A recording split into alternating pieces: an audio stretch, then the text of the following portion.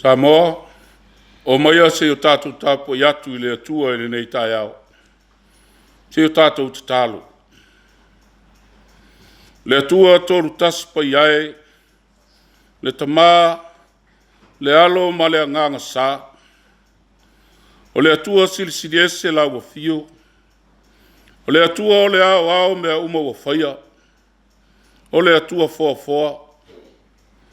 A mātou iai le nei Taeao fau. I le pule alofa la ua fio, ma le taitainga malu la ua fio, le soi fua ma le ola o lo watunu. Se o mātou wha sifo lava e vae le vi inga, e wha pale na ai le alofa ma le wha maoni o la ua fio. Whaftai lo wanga le lei a Samoa. Whaftai a mātou iai le uruai masina o le nei tausanga fau, ma lau taitainga maru.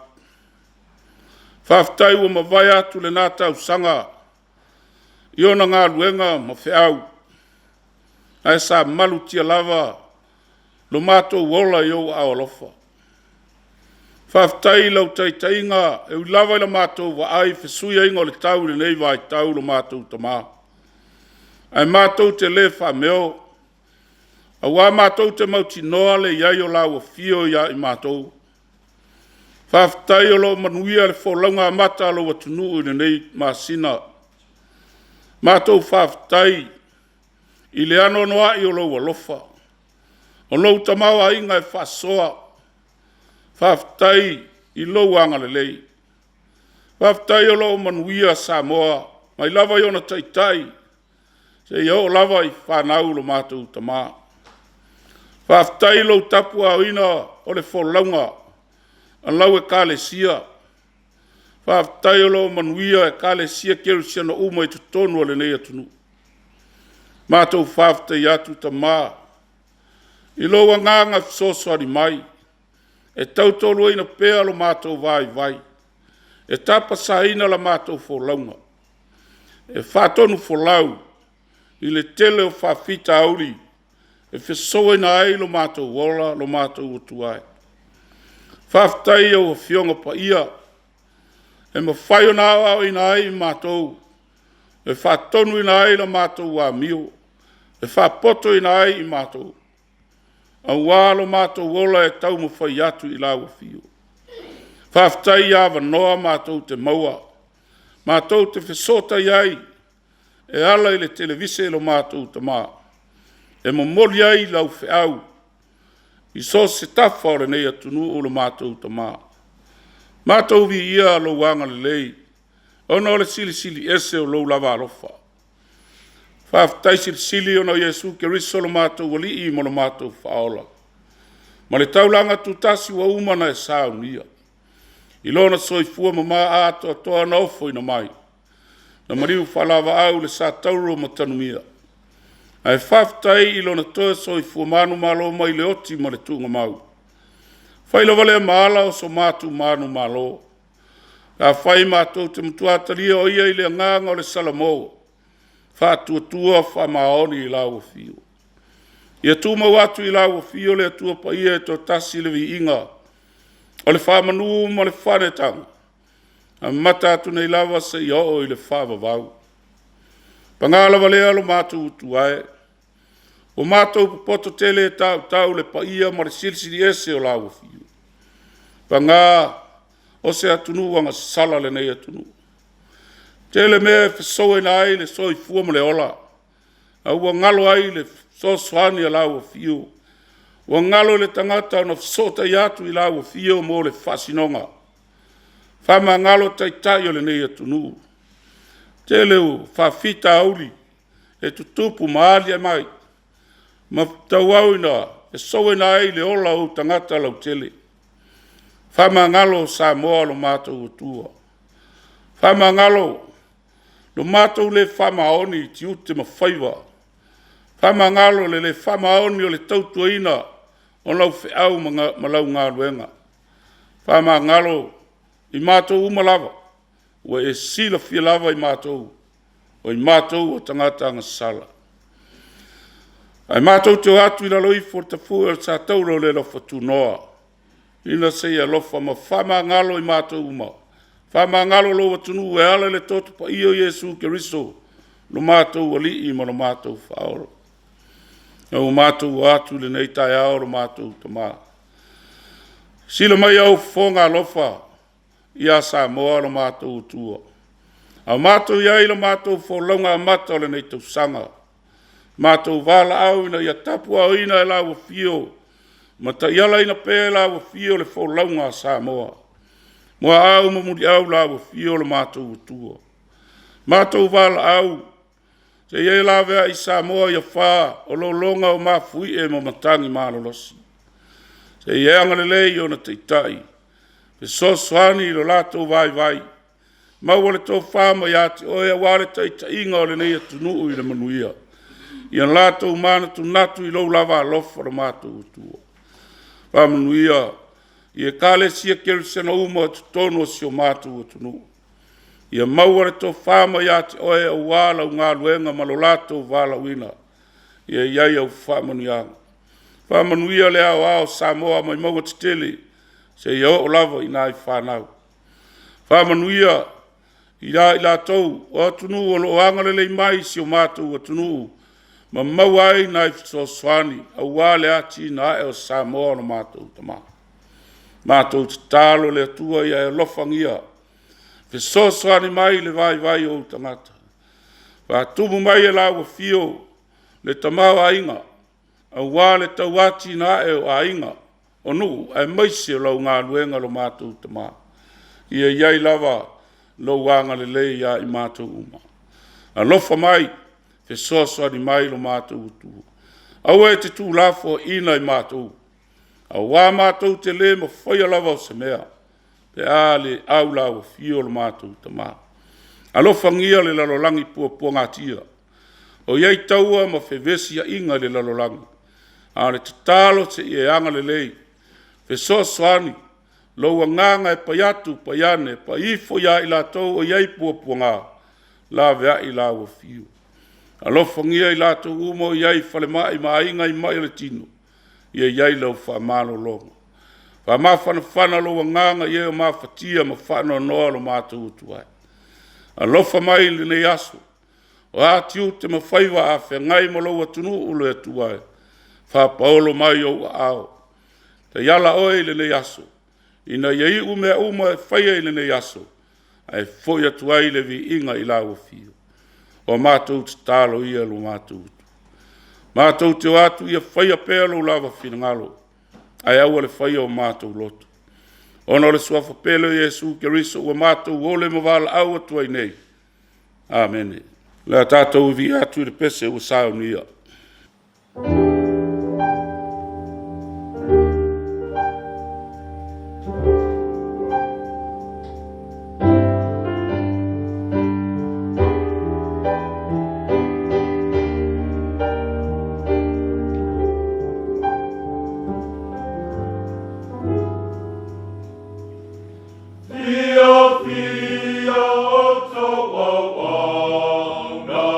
Yesu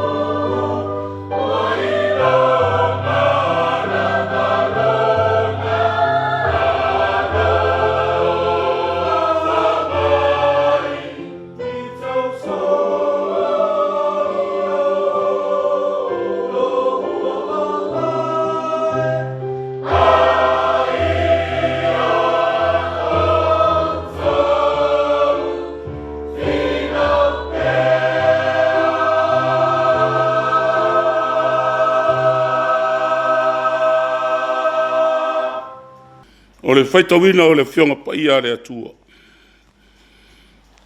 Tusi whaitau, tale le leina tusia e mātai o le mta upu e lua se fulma le valu. O te whaitawina le whai upu e se fulma le ono, se ia whaangata le whai upu e lua se fulu. Ona o atu ai lea o le au soo e toa se fulma le toa tasi i Karileia. I le maunga na polo ai atu ai e su ia te lātou. O lātou i loa o ia, o na lātou ifo mai ai lea ia te ia. A ua māsalo salo nisi.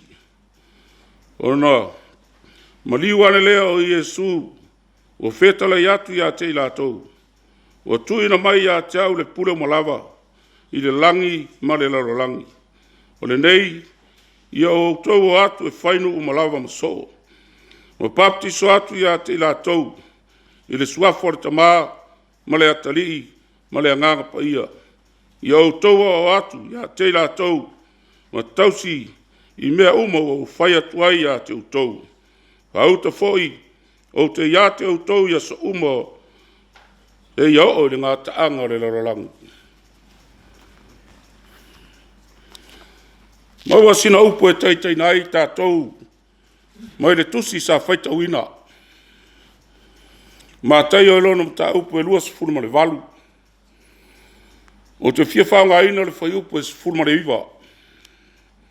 O le nei, ia o tau atu e whainu o malawa maso. Ma baptiso atu ia te la tau le suafo le tamā, ma le atali, ma le anganga pa ia. O le au manatu, e fia whama mawhaina i le nei Taeao.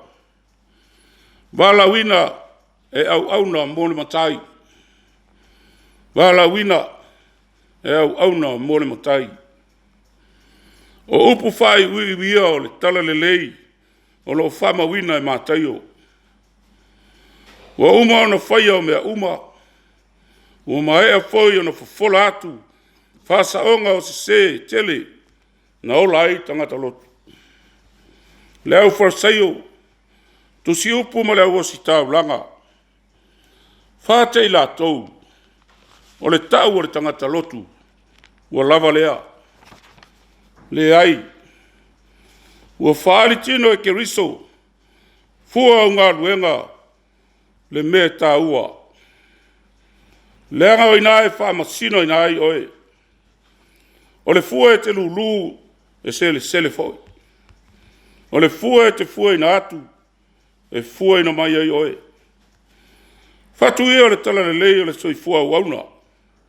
Leanga e le whaapea e afu pai, e sele ai fua la fai. O le tala le lei foi e se ai le inu o le poto o le afu le vale. A wana lau i vilu lava le o langa o le nuu filifilia. Ini whai ngā nuu o le pule sā wā. Whawai e le mau oa whanua le matiwa.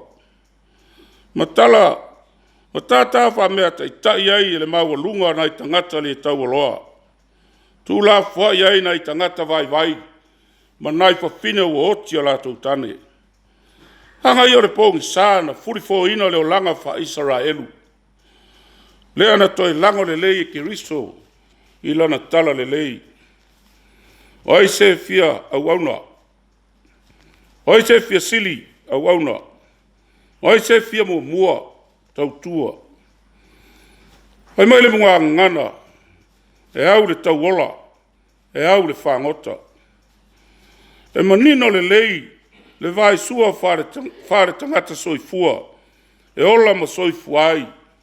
e le ai se fisopo ai.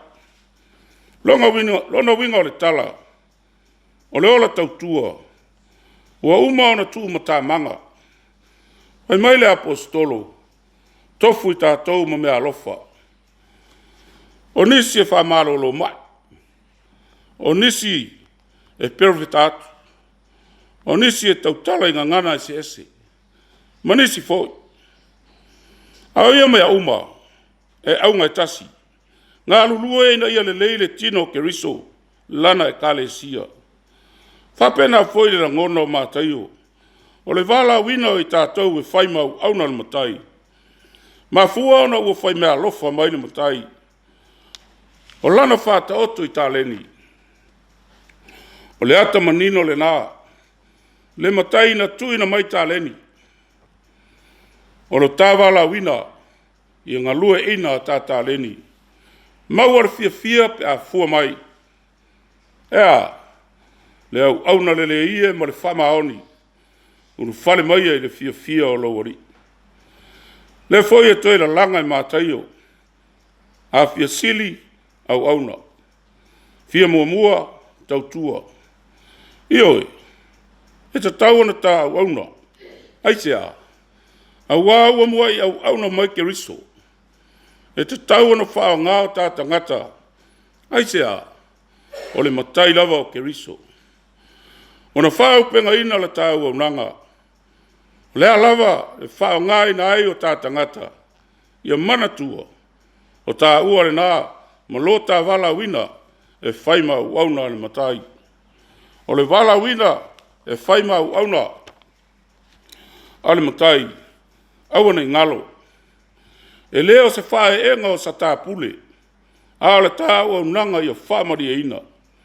I le mori maua mātaio. O le tau alunga lea, ma le taunu unga o le au unanga ke riso, mo le tala le lei. O le whae ina o lana pule. Ina ua i ulana au unanga. Ma lana ngā ruenga i tiute matofi o lana au unanga. O te manatu Samoa. O se whea au tau longo foi lea mo i tā ua. I le nei amatanga o le tau sanga. Ma le tātou wala wina. O ati te mawhaiwa wa wala wina ai tātou te ngāruru ai. Ia mana tua. E te tau na whamari e ina lo tā au nanga. Ai a whaifoi sa whale tonu. Le whatinonga o lo tā au nanga ni nātou sanga. Ia toi sa sāre whao. Toi a fua se Taeao fau. Toi ti mata leo penga. O i tātou lava. O tofu sia i tātou ma mea alofa. O lo tā wala wina. O so tā saula wale ia manu wao. A wale tala le leia ke riso. A le mea tā ua. Ia whaia ma le ato o toa. Whaia ma le ami o tonu. O ke riso lava le whātai te inga sili o lo tā wala wina. Na ia ona sai lava. I ona pua ngā. Ina ia iu. Le tausi nionga i le whaia ina. Le sā tauro mata ngā. Le tūnga maupong sā. Na ia manu malo ina lava. Ona o le whina ngalo lona ta mā. Ia manuia le nei Taeao Samoa. Amene. O le tatalo whamanuia. Ia tūma mai ai o mātou lunga malawa. Le lofa tūno o e le atua o mātou ta mā. Le lofa siri ese o Jesu ke riso o mātou o lii mo lo mātou whaola. Ma le mafutanga ma lau lava nganga ia ilunga o Samoa atoa. Ma lunga o lau whana uma le lalorangi. A mata nei lava se ia o i le whava vau lava. Amene.